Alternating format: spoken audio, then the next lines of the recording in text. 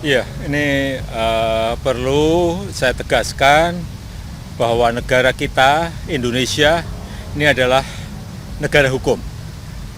Oleh karena itu, hukum harus dipatuhi dan ditegakkan.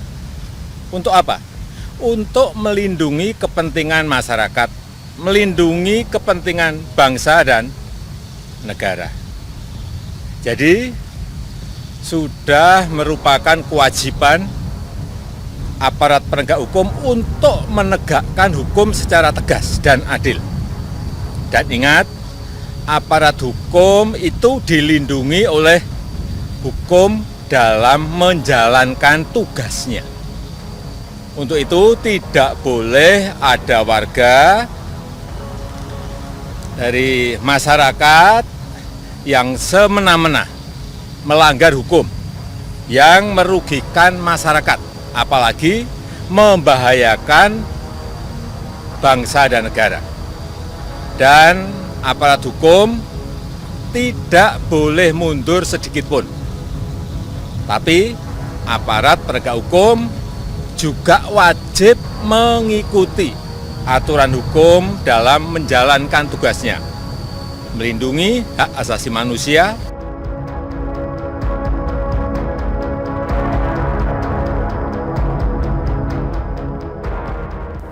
Inilah tanggapan Jokowi terhadap 6 laskar FPI yang tewas. Yang berharap Jokowi ucapkan bela sungkawa, selamat gigit jari.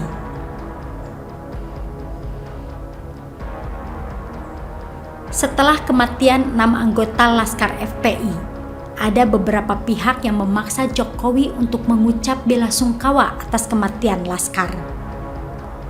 Saya lupa siapa yang mengucapkan hal tersebut, karena saya yakin orang yang meminta hal tersebut sangat tidak penting dan tak layak untuk diingat. Silahkan googling sendiri. Kalau giat pasti Anda akan menemukan orang tersebut. Bukan berarti Jokowi tidak punya hati nurani. Saya yakin Jokowi sebagai seorang ayah sangat sedih ketika ada rakyat atau anak yang meninggal karena membela yang salah. Namun dengan mengucap bela sungkawa di hadapan publik secara langsung, maka Jokowi seolah-olah dipaksa menyetujui bahwa kematian 6 laskar FPI semata-mata kesalahan polisi. Dipastikan juga akan banyak pihak-pihak dan media yang menggiring opini dari ucapan bela sungkawa Jokowi.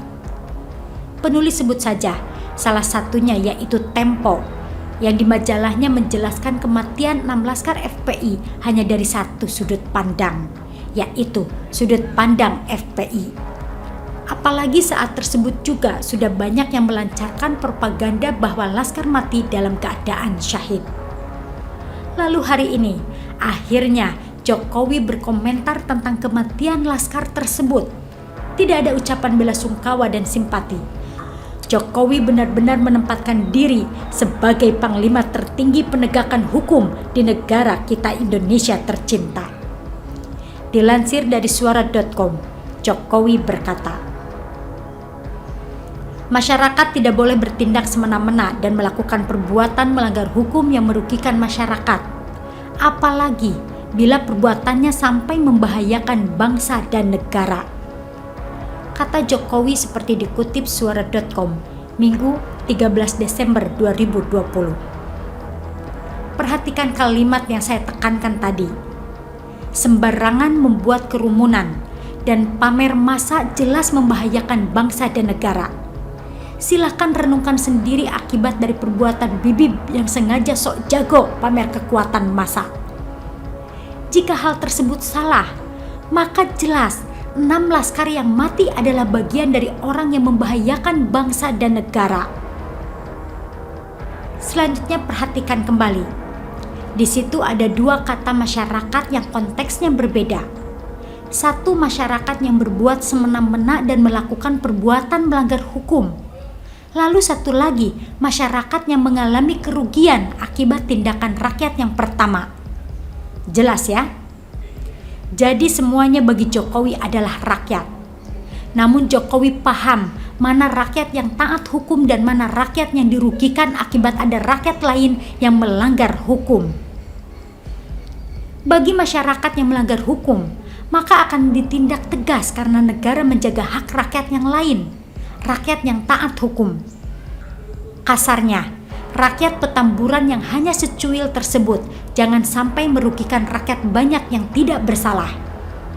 Ini bisa jadi pukulan telak untuk Komnas HAM yang sering berteriak-teriak membela HAM secuil pelaku terorisme, tapi diam ketika hak rakyat banyak yang terancam pelaku terorisme dilanggar. Sampai sini jelas ya, bagaimana Jokowi tanpa bebannya. Tidak terasa loh, baru 1 tahun, tapi 3 radikalis perusuh sudah masuk PUI. Total 4 jika ditambah Bahar bin Smith yang masuk kembali penjara di 1 tahun ini.